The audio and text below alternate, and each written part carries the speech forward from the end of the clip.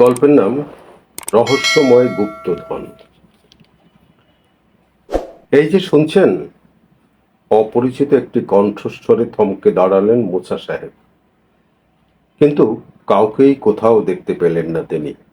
রাত তখন 12টা বা তার চেয়েও কিছুটা বেশি। পত্রিকা অফিসে রাতের পালায় কাজ শেষ করে রোজকার মতো বাড়ি ফিরছিলেন তিনি। কোনোদিন কখনোই একা পথ চলতে তার এতটুকু ভয় হয়নি, কিন্তু আজকের রাতটা ব্যতিক্রম।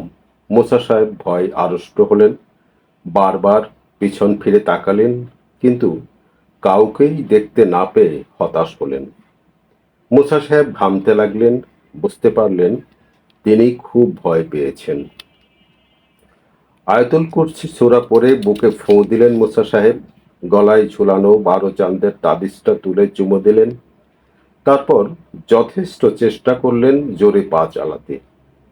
কিন্তু কি হলো তার? কিছুতেই যে হাঁটার গতি বাড়াতে পারছেন না। পা দুটি ঠক ঠক করে কাঁপতে লাগলো, মুখ শুকিয়ে কাঠ হয়ে গেল। মোসা সাহেবের মনে হলো তিনি জ্ঞান হারিয়ে ফেলবেন, কিন্তু না, তিনি জ্ঞান হারালেন না। আবার স্পষ্ট কণ্ঠে শুনতে পেলেন, এই যে মোসা সাহেব, এই যে। এবার আর মোসা সাহেব পিছনে ফিরলেন না, দৌড়াবার চেষ্টা করলেন। একটু আগে এক পশলা বৃষ্টি হওয়ায় রাস্তাঘাটে জল জমে রয়েছে। তার মধ্যেই কেটস জুতো পায়ে মোসা সাহেব থপ থপ করে দৌড়তে লাগলেন। হঠাৎ তিনি প্রায় 200 গজ দূরে টর্চের তীব্র আলো দেখতে পেলেন। এখন কি করবেন মোসা সাহেব? কোন দিকে যাবেন তিনি? সামনে না পিছনে? সিদ্ধান্ত নেয়ার আগেই তিনি আর দাঁড়াতে পারলেন না। রাস্তার উপর মাথা ঘুরে পড়ে গেলেন, কিন্তু জ্ঞান হারালেন না। এবার আর টর্চের আলো দেখতে পেলেন না তিনি। পিছন থেকেও কেউ আর তাকে ডাকলো না।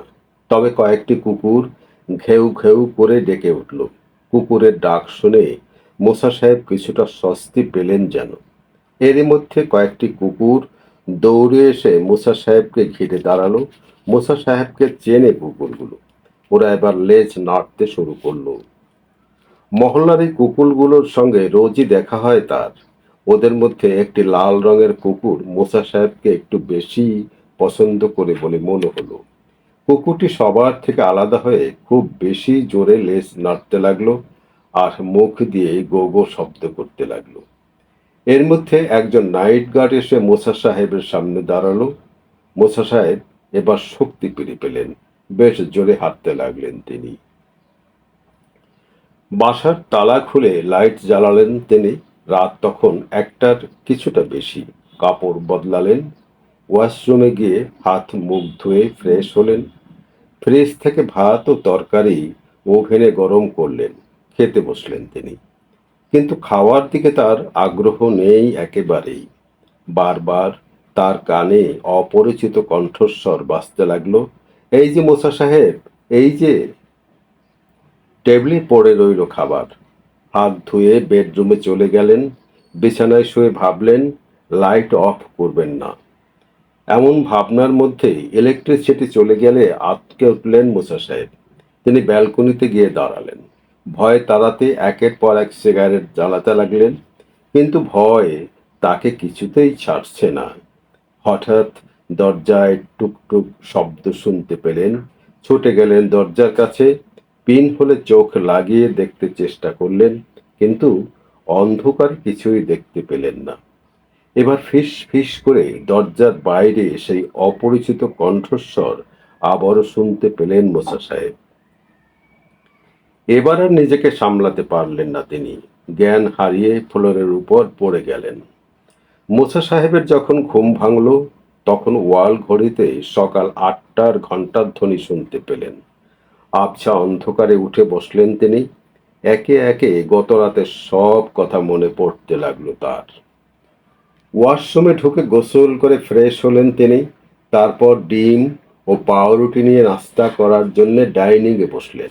হঠাৎ কলিং বেল বেজে উঠলে মোসা সাহেব গলা চড়িয়ে বললেন, কে? কিন্তু কোনো উত্তর না পেয়ে উঠে দরজার সামনে গিয়ে দাঁড়ালেন তিনি। আবারও জিজ্ঞেস করলেন, কে? গত রাতে সেই অপরিচিত কণ্ঠস্বরটা আবারও শুনলেন তিনি। পিন হলে চোখ দিয়ে দেখলেন বয়স্ক মতো একজন লোক দাঁড়িয়ে আছে। দিনের আলোতে মোসা সাহেবের ভয় অনেকটা কম। দরজা খুললেন তিনি। লোকটি মোসা সাহেবকে বললেন, ভালো আছেন স্যার? কিন্তু আমি তো, আপনি আমাকে চিনতে পারছেন না তাই তো? কি করে চিনবেন বলুন? আপনি আমাকে কোনোদিনই দেখেননি, কিন্তু আমি প্রতিদিনই দেখি আপনাকে। গতকাল রাতে আপনাকে কতবার ডেকেছি, আপনি একবার ফিরেও তাকালেন না। আপনি আমাকে ডেকেছিলেন, কিন্তু কেন? সে কথার উত্তর না দিয়ে লোকটি একটু হাসলেন। তারপর দুই হাত কসলাতে কসলাতে বললেন, স্যার কি ভয় পেয়েছিলেন? মোসা সাহেব দৃঢ় কণ্ঠে বললেন, ভয় পাবো কেন? কেন ডেকেছিলেন বলুন? হে হে হে, সে কথা বলতেই তো এলাম। তারপর কণ্ঠস্বর অনেকটা খাটো করে বললেন, স্যার, একটা গুপ্তধনের খোঁজ পেয়েছি। সন্দেহের চোখে লোকটির দিকে তাকালেন মোসা সাহেব। হঠাৎ কৌতূহলী হলেন তিনি। বললেন, গুপ্তধন? কোথায়? দেখবেন স্যার, দেখাতে পারবেন? কেন পারবো না, এই দেখুন। লোকটি তার কাঁধে ঝোলানো বৃহৎ আকারের একটি কাপড়ের ব্যাগ খুললেন। তারপর একটি কাঠের বাক্স বের করলেন তার ভেতর থেকে। বাক্সের ছোট আকারের একটি তালা লাগানো। ছোট একটি চাবি ঘোরাতেই বাক্সের ডালা খুলে যেতেই মোসা সাহেবের চোখ ছানা পড়া।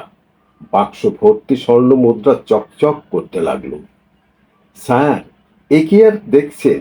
আরো আছে, দেখবেন? মোসা সাহেব আর ধৈর্য রাখতে পারলেন না।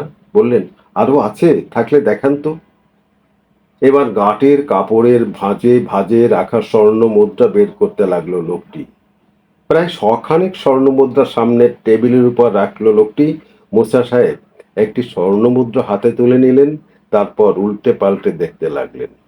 লোকটি বলল, স্যার কি দেখছেন? এগুলো অরিজিনাল। স্বর্ণমুদ্রাগুলো যতই দেখছেন ততই অবাক হচ্ছেন মোসা সাহেব। লোকটি বলল, এগুলো আপনার কাছে রেখে দিন। তারপর বিক্রি করে যে টাকা হবে তার অর্ধেক আমার, অর্ধেক আপনার। বুঝিনি তো, আমার মতো লোকের এইগুলো বিক্রি করা সম্ভব নয়। লোকে সন্দেহ করতে পারে। আপনি সাংবাদিক মানুষ, আপনাকে কেউ সন্দেহ করবে না। মোসা সাহেব কেমন যেন মন্ত্রমুগ্ধ হলেন। ঘাড় নেড়ে বললেন, ঠিক আছে। লোকটি আর অপেক্ষা করলো না, আবার দেখা হবে বলে বিদায় নিলেন। লোকটি চলে গেলে যত্ন করে স্বর্ণ মুদ্রাগুলো স্টিলের আলমারির মধ্যে লুকিয়ে রাখলেন মোসা সাহেব। অনেক দিন কেটে গেল, কিন্তু লোকটির আর দেখা নেই। হঠাৎ একদিন রাতের পালা শেষে বাসায় ফেরার পথে সেই পুরনো কণ্ঠস্বর শুনতে পেলেন মোসা সাহেব। এই যে, শুনতে পাচ্ছেন? থমকে দাঁড়ান মোসা সাহেব। দেখেন সেই লোকটি হাসতে হাসতে তার সামনে এসে দাঁড়িয়ে হাত বাড়িয়ে দিয়েছেন হ্যান্ডশেক করার জন্য। মোসা সাহেবও হাত বাড়িয়ে দিয়ে হ্যান্ডশেক করলেন। কিন্তু এ কি, এত ঠান্ডা কেন লোকটির হাত? একদম বরফের মতো ঠান্ডা। মোসা সাহেব ভয় পেলেন, দ্রুত হাত সরিয়ে নিলেন। লোকটি সেদিকে ভ্রুক্ষেপ না করে বললেন, আরো কিছু স্বর্ণমুদ্রা আছে, আপনাকে রাখতে হবে। চলুন, আপনার বাসায় যাই। মোসা সাহেব অমত করলেন না। লোকটিকে বাসায় নিয়ে এলেন। তাকে সোফায় বসতে দিয়ে স্টিলের আলমারি খুললেন। কিন্তু এ কি, একটিও স্বর্ণমুদ্রা নেই। তিনি তো বিক্রিও করেননি। অথচ ঘরে কোনো ধরনের চুরি বা ডাকাতিও তো হয়নি। তাহলে গেল কোথায় সেগুলো? মোসা সাহেব যখন কাপড়ের ভাঁজে ড্রয়ারে স্বর্ণমুদ্রা খুঁজতে ব্যস্ত, তখন কখন যে লোকটি তার পাশে এসে দাঁড়িয়েছে বুঝতে পারেননি তিনি। লোকটি হাসতে হাসতে বলল, কি খুঁজে পাচ্ছেন না তো? ঠিক আছে, পরে না হয় খুঁজে দেখবেন।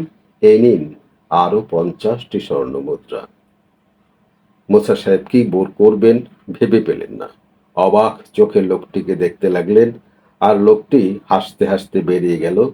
অদ্ভুত, এই লোকটির সঙ্গে মোসা সাহেবের আর কোনোদিনই দেখা হয়নি।